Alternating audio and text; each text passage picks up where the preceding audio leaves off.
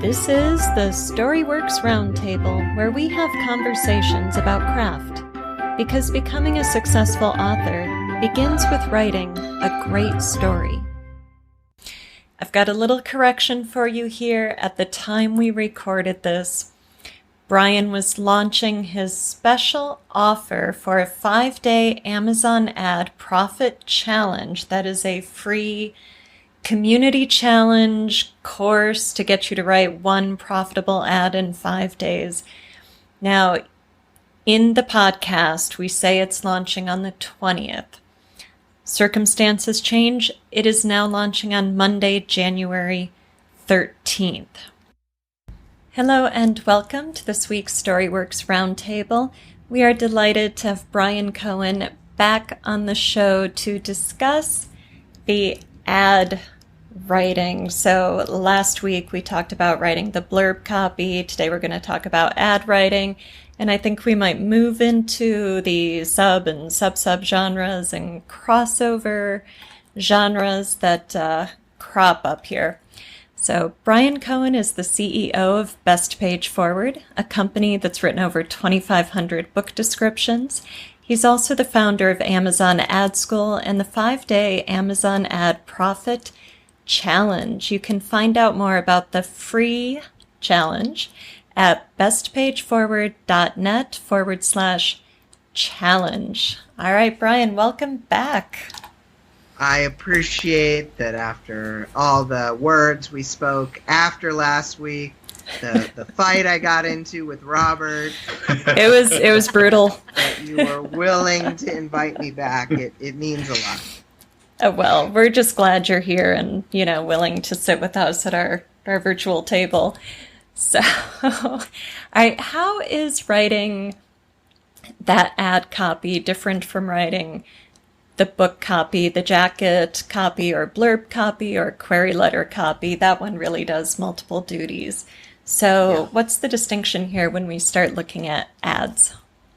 Well, we bring in some of the things we talked about last week, and the first one is bringing in that number one conflict, the number one most important thing that happens in your book. One thing I didn't dive into was kind of how I define conflict. As far in the terms of ads, and that is the main character wants something, but something is standing in their way. And so the one I like to use for Harry Potter is Harry Potter just found out that magic exists, but the most powerful wizard in the world wants to kill him. So he's excited about magic, but magic might be his undoing as well. And so when you think of your book in those terms, it's a little easier to at least get kind of the idea of, all right, I could write some variations on that. It's just a matter then of, well, how do you write those variations? How do you make them not just all sound the exact same? How do you avoid not just changing one word here and there? And that, like, I always think of in Mad Men, when Don Draper had like a bender and left the company, when he came back, he was forced to write like 50 headlines. It was one of his first assignments, if anyone out there remembers that episode. And that is what kind of the junior copywriters had to do. And that is what you, junior copywriter for books, needs to do. Not necessarily 50, but I like to recommend at least 15 to 20 variations on that number one conflict. Okay, and that, again, sounds daunting to me, the novelist. So 15 to 20 different, distinct sentences that all get at that one prime conflict. How hard is that, and how do we go about doing it? Well, I think like anything, it is hard at first. It's hard when you first do something. It's definitely hard when you are trying to squeeze in your blurb writing in 5 minutes, which a lot of people are doing when they're actually first publishing the dang thing. It is definitely difficult when you have not had a lot of practice with it. But there are definitely a few key things you can do. There are definitely some tips and tricks. But at first, it's a matter of, I know you love this, Alida, turning off your editor brain and treating this like a first draft. Right. Don't editors love to hear that? Mm-hmm. Well, first drafting, I think it's such a great part of all writing, no matter what you're writing, because you do have to free yourself up to reach the exciting material, to think outside of the box and really get at what's going to sing on the page. Yeah. So doing that for a single sentence like this still kind of freaks me out, but I love that we can make that see the sameness in the process there, and that we need to let go. How do you turn off the critic and and get into a state where you can get 15 or 20 sentences that are getting outside of the box? I mean, this almost gets into the creative process. Mm-hmm. How do you sit down and write 1,000 words in an hour and sit down and get those out without stopping and editing as you go?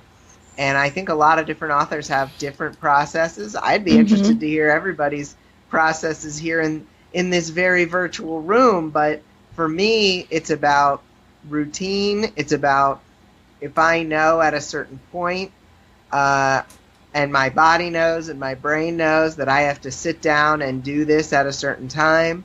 My first 4 novels I completed at a local working co-op space where there are other people working around me.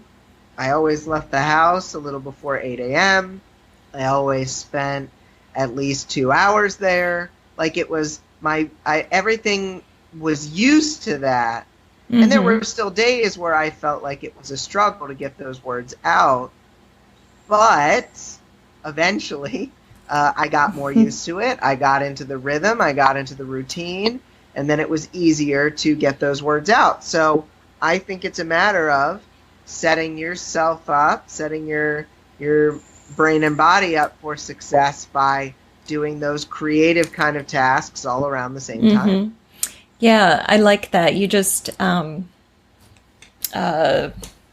gave me a new perspective on this, because I was thinking of this ad writing or copywriting as being more left-brained and very revisionist and trying to make those choices and hit all these key elements. But what you're saying here, like, oh, okay, so if I sit down at my normal writing time when my mind is already primed for being creative, and maybe for someone new at this, you don't try to do 20 in one sitting. Maybe you start every writing session with 3 to 5 and, don't burn out the inspiration too quickly and just keep doing that until you get 20 decent ones. Robert, what is your process? Yep. Well, I was going to say Bryan's a bit of a unicorn here as well, because you can actually give him a book synopsis and he'll just whip you out a carefully crafted, beautiful words with the book description in about 20 minutes. The rest of us have to scratch our heads a little longer. Yes. But I might speak as well to a little bit first to the best page forward process, because we're in danger of making it sound like you can actually come up with something beautiful first pass. It's the same as writing a novel. You are going to have a first draft. So, be okay with that, because we're used to seeing very polished ad copy on TV or, in magazines online and things, statements that grab us. They're designed to grab us. But, don't forget, those things may have been tested on 100 split tests. So it's not always going to sound fantastic when you first do it. And in fact, I almost guarantee it won't. And you look at it and you think, oh, that is such a cliche. I can't use that. Fine, no problem. But the thing I was going to lead to is the constraint begets creativity. And, if you look at someone like Ray Bradbury, for example, a much lauded author, he was forced to, he had to go and hire a typewriter in the library, and he only had a certain amount of time. I think he had 30 minutes per session. So he bashed out Fahrenheit 451 in 9 days, first draft. And so people say you can't be creative by writing fast. It's a load of baloney, really, because constraint can deliver creativity like you wouldn't believe. So as Bryan said, he did that a certain way. I'm very similar, so I will actually put my stopwatch on. I just use an online Google stopwatch. I put that on, and somehow that just makes me think, I've got to get this done, got to get this done. And so if you're not used to doing it, churning out 20 headlines is going to be really daunting, and you're going to meet resistance with a big R. But if you just say, all I've got to do is 2, I've got 5 minutes, I'll do 2. Tomorrow, I'll do 3. Next day after, I'll do 5. And you build it. You build that muscle, you build that habit. Like Bryan was saying last week, you're not going to jump on the ice rink and do instant pirouettes. Well, you might, but it'll be on the bottom. And so my process has to involve constraints. I think if you let your mind wander, if you check email, it's even worse than novel writing, I will have to say. Sometimes in novel writing, if you're in first draft, you can say, I really need to know, where do turtles breed again? Because I just want to get that right. And you can probably afford, if you're really disciplined, a quick sideline. If you're doing ad copy, you can't do that. You have to be totally brutal. And it's, how we've done writing prompts before, and we said, okay, here's the scenario. You've got to write for 10 minutes. It's no different, really, in terms of the process and the constraint. It's just that you're aiming for certain things. And the whole thing is, you're going to write a crappy first draft, so don't worry about it. And that's why Bryan says write a lot of headlines, because like brainstorming, if you've ever been in brainstorming, it's a little bit different because you're just doing it by yourself, obviously, for headlines. But if you're brainstorming, when I was facilitating management retreats, we'd often say, when you get to that point where everyone's kind of looking at each other blankly, that's where you've got to stay. You've got to stay with that, because the next thing that comes out is probably going to be gold. So you have to exhaust the rubbish first. Bryan has done a lot of improv training, and I've done a bit. And one of the things that they say with the improvisational techniques is you've got to allow the dross to come through. Most people are going to go through the death stuff and the sex stuff, and it's just going to come up again, and you've got to get it out of your system, and then the gold comes. So I think ad copywriting is a bit like that, and that's why it might be hard for novelists, because you're used to drafting long form. Right. You're not used to necessarily a short, repetitive thing over and over and over, and that's why it takes a little bit of training. But it comes quickly, I will say, because if you think, if you want to improve your novel writing, you go, okay, I'll probably novel writing, people say I've got to write 1 million words before I get any better. I don't think it's necessarily true, but you certainly need a short feedback loop from someone who's got talent to give you that good feedback. But you might have to produce 80,000 novels before you get one that takes off. Right, so that's already 4,000 words. You don't have to do that with ad copy. You can do in a few days. You can start to get pretty sharp at it if you know what you're looking for. Anyway, that's my rant. Right. Well, you introduced some really great takeaways there. The idea of writing badly first, and if anyone hasn't read Anne Lamott's Shitty First Drafts, that's the title. Go Google it, look it up. And then the idea of free writing, like we do with writing prompts, and introducing the timer, and then also just building that muscle just like you do when you're strength training or cardio training, and start with 2, build 3, build 5. Those are great. Kathryn, what about your process? How do you tap into getting out of the box, thinking outside the box? Well, it's funny because the second that Bryan said 15 to 20, I was like, yeah, the first time. Like, my brain was like, I could hit 20 and then they'd still all be terrible.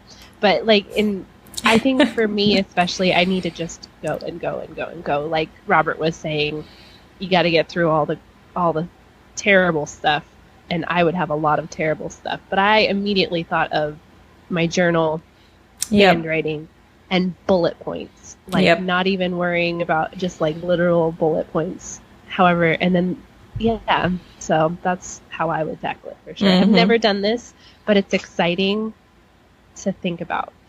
Yes. Like for me, it's not so much intimidating. I mean, I know it's going to be tough, and I know I'm going to have to work my tail off in order to feel good about it, but it's like exciting. It's that next step in being able to communicate effectively with people around you what it is that you care so deeply about. Right. And also, I mean, sorry, Alida. I was just going to say journals and longhand, my favorite tools. Yeah. So go on, Robert. I'll also, when I first started doing this, and I'll be 1,000 blurbs into writing these now. So, and your golden jacket is in the mail. Yeah, excellent. That's not. I've probably also done 500. Probably 500 now, feedback to the other writers too. So you see other people's patterns, and because you don't tend to see your own. I mean, Bryan will tell me, your first cliffhangers always stink, man. You just got to tighten those up. So I know what I'm looking for to refine when I'm doing a first draft blurbs. But I think when I first started, I did them longhand. Because it was definitely a better flow. So, and I can hear the sort of mass groans of authors out there saying, "Oh God, do I really have to do it?" Well, you don't, because that's why services like Bryans exist. So, you're not forced to do it. But I will say that there is a massive benefit to you as a novelist, and especially as a non-fiction writer, if you can start to get this sort of skill down, not even necessarily at Bryan's professional level, but just as something you can do, you will be shocked at how it changes your own sentence level writing.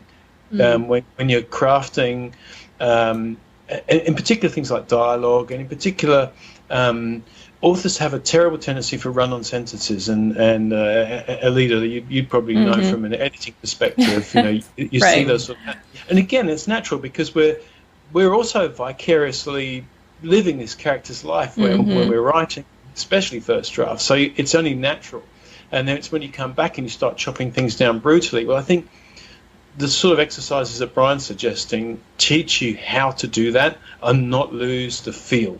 And I think that's what authors are very scared of, is, well, but if I trim my literary masterpiece down to just 7 or 8 words, people are just going to think it's shallow. Well, not if you get the right thing, Right, not if they're the right 7 or 8 words.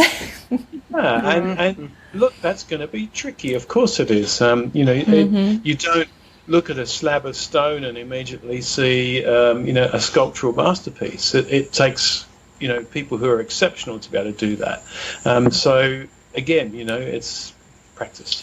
Yes. Yeah. Now, Bryan, we have referenced the many varieties of genres, subgenres, etc. What kind of genre issues do you see, and how do you convey genre in this kind of writing? Or, how many how crazy does it get?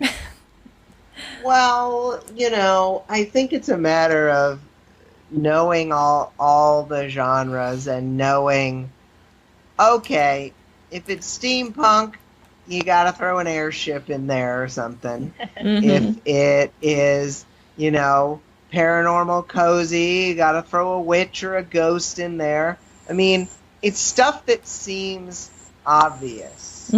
But I don't know how many hooks we've received where you could read it and it could be any genre because it's just so generic. Like, it might be high stakes. Like, you see people trying to copy the old Adam Croft, would you murder your wife to save your daughter, the very famous, well-written ad hook there. And you'll see, like, would you be willing to die for your values, or something like that, where you can tell it's they were trying to evoke that, but you're like, is this like a Revolutionary War thing? Like, I don't even know.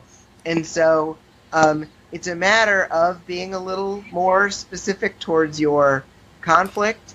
And so you, but at the same time, being willing to bake in, like, but someone might die. Okay, probably like a murder or a thriller. It's like can they find love before it's too late? Oh, there's probably romance in there.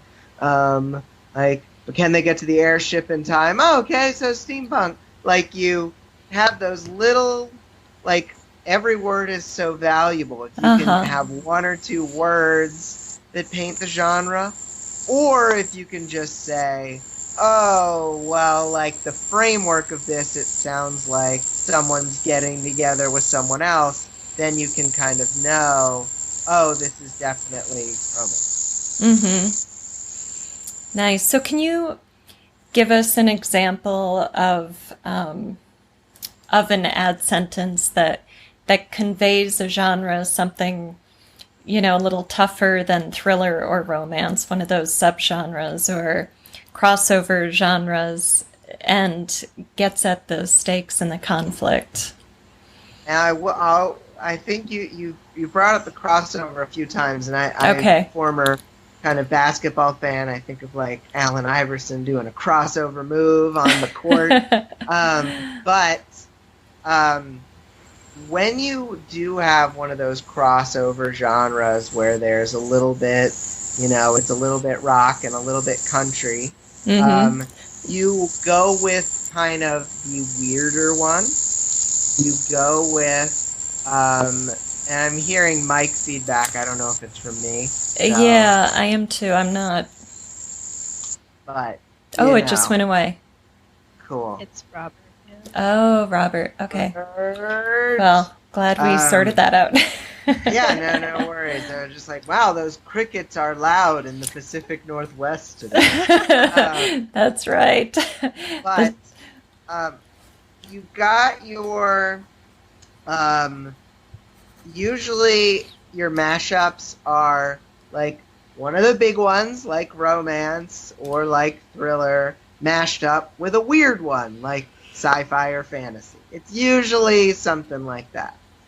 And because a general thriller reader doesn't necessarily read sci-fi thriller, but a sci-fi reader might be willing to read a sci-fi thriller, you always kind of go toward the weird one.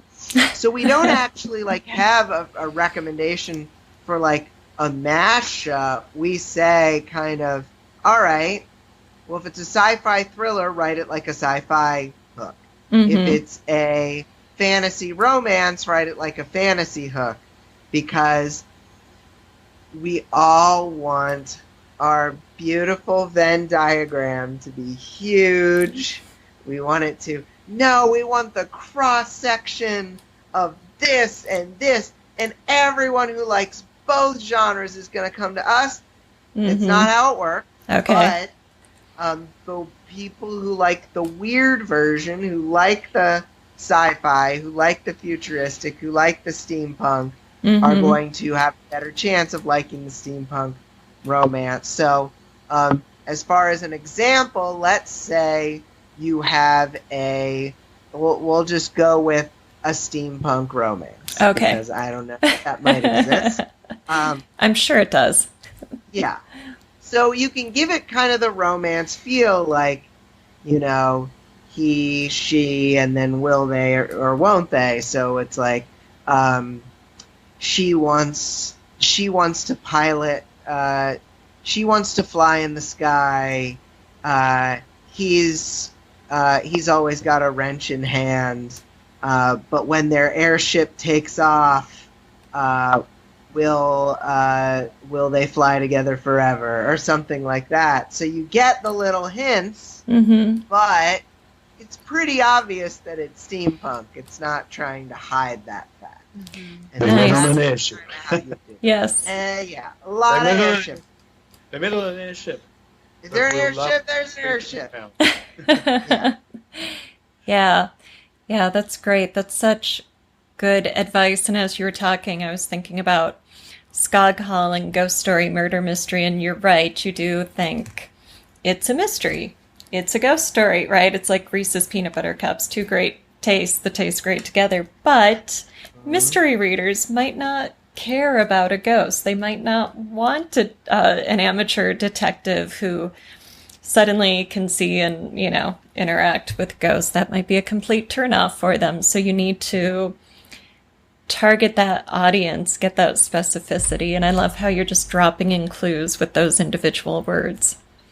I was probably a little ham-fisted, but, it's improv. You do the best you can. And I think there's some correlation here as well with sort of developmental editing and story development, where what you're looking for is where's the big value shifts, the big turning points. And so at the end of a story, we know that there's going to be some payoff for the reader. So in a way, if you sell the wrong payoff when you're crafting your ad copy, you're setting your reader up for disappointment. So one way to, if you're confused, if you think, well, I do have really a 3-genre kind of mashup, go to what the climax is and what is the major payoff for the main character, and that's the thing you probably need to lead with, because that way at least you won't disappoint the reader who's pulled in by that one, right? And so that's what they're looking for, and you'll deliver it at the end of the book. So if it is a romance but there's a whole heap more dark suspense, then you probably want to lead with that and then finish with the but will this destroy their love, so that you've gone with the drama, but you're still hinting at the love thing. Yeah, that's great, Robert. If I just look at my own book, that way she does solve the mystery, but solving the mystery puts the ghost to rest and heals the past. And so that's really the payoff there. That's the result of finding the killer and solving the mystery. That's great stuff. Yeah, I'm learning so much today. So for yours, probably, she needs to hunt a killer. Finding him, could put her own demons to rest. So you can hint at the sort of, there's obviously something that's life or death, but the real payoff here is that it's going to put her own demons to rest, or it's going to let her, move on from the past. But if you say something like, "Will she move on?" It's kind of, there's no hook in there. But putting demons to rest, you might not use demons because that's a fancy term, but or her own emotional demons, you could say that. And demons to rest is enlightenment. So it fits with that death, love, or enlightenment. I can't remember if we talked about it this week or last week, but last week's show. It fits with the enlightenment bit, while at the same time conveying genre. So. It's that was a nice turn of phrase, Mr. Scanlon. Yeah. So we're packing a lot here, stakes and the sort of the climactic payoff or resolution there into the single sentence as well as genre. Is this ad sentence all about a hook? I mean, are we just trying to pack all of that into one kind of enticing cliffhanger? You definitely can. I think that often hooks are a little bit cliffhangery. After all, it's about leaving the reader wanting more. They want to find out what happens, and the only way they can fulfill that want is by buying the dang book. So the more we can leave them hanging, the better, because then it fulfills our ultimate aim of them becoming our readers. Excellent.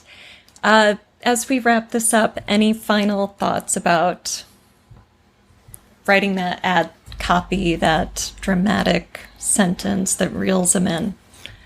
Well, look, obviously writing the sentence is so important. I definitely want to just tie it into general marketing a little bit too, because you could write the best thing in the world and then it doesn't go to the right people. And so there's a lot of the advertising type methods out there with the BookBub and Facebook and Amazon ads, and there's a lot of different kinds of targeting you can use. And if you don't understand it, it does get a little like, okay, we've got this amazing Exorciser Demons thing, but we don't know what we're doing, so it all went to romance readers, And so, like, don't forget in the midst of it all, like, do what we just talked about here. Get your creative brain on. Get like, you never want to lose people in all the tips and then they don't do one. Right. Like, do the things. Sit down during your creative time. Bust out 15 to 20, even if they're bad. It's somewhere to start. Mm-hmm. You work on editing those, change them up, have a lot of variety in your sentence structure. If you can make things do heavy lifting, like Robert did in his example of conveying genre at the same time that you convey that kind of death, love, or enlightenment high stakes, so much the better. And then make sure it's going to the right people through the right keywords or the right categories, and making sure your book is categorized correctly so that if you do automatic targeting on Amazon, it doesn't go to some weird book. So get all the writing in and then make sure it goes to the right people. Excellent advice. Bryan, where do people find you? And I understand you've got some ways to help us do this better, more efficiently, or even to have someone do it for us. Why don't you tell us about that? I'm like the king of segue. The king of ham-fisted segue. I just want to say ham-fisted one more time. Excellent. So with these kind of ads, it is really helpful to kind of see them in action, and I am running, as I talked about last week, my 5-day Amazon Ad Profit Challenge, which is a free course that's all done by the community at the same time. Homework every video, and then everybody posts their homework publicly, so we all get to get all these great ideas, all this great encouragement all at the same time. There will be talk about how to target, and there will be talk about what to write. And so those kind of things combined will hopefully get you headed in the right direction. That starts January 20th, 2020. We're recording this in 2019. The magic is all lost. That's right. You can go find out about this at bestpageforward.net/challenge. Excellent. And I believe, let's see. All right, so this episode should air on the 16th, so people will have plenty of time to sign up and join the challenge. No excuses, people. Get there.